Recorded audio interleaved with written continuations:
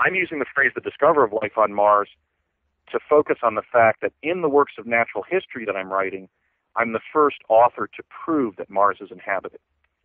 So, I mean, if somebody captured a Bigfoot alive, would they be the discoverer of Bigfoot, or would they be the person who proved that Bigfoot actually exists? I don't know. Right.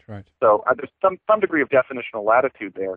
But I do know that my role in being principally associated with the public revelation that Mars is an inhabited planet was identified by Project Pegasus and spoken of, and I was given evidence of these discoveries when I was a child involved in Project Pegasus. Yes. So in the same manner that, let's say, they identified a young Barack Obama as a future president, I know my Mars research was the publicly significant thing that had caused them to focus on me as a person of interest. In fact, give me a prior view of some of the data.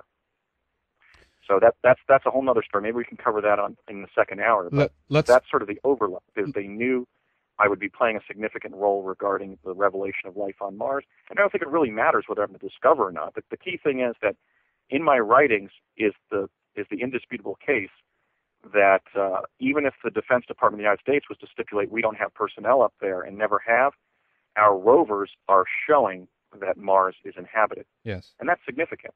That'll change our view of our place in the solar system and in the cosmos. And it should. Absolutely. And again, Andrew, here, let's dive into some of these areas here in hour two, because again, as I mentioned, I have more questions for you now than we even began. So stay with us. We'll take a short break and continue here in hour two in a little while. Hour two with Andrew Basiago is coming up for Red Eyes members, and this is something you do not want to miss.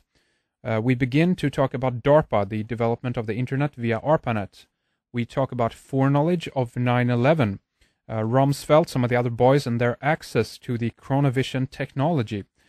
We ask if other countries have been using the technology, and more about why Andrew is going out as an insider at this time to reveal more information about Project Pegasus. We discuss the suppression of the technology, how it can be a social destabilizing factor. We even talk about religion, and Andrew says that he actually got to see recorded images of the Crucifixion of Jesus. Is this true? We ask if it's historical propaganda. We talk about the validity of Chronovision, and if our history has been mapped and recorded by those who have access to the technology. This is a jam-packed hour two, and we will return with a whole new program with Andrew later to specifically discuss Mars and what he has seen in terms of the future.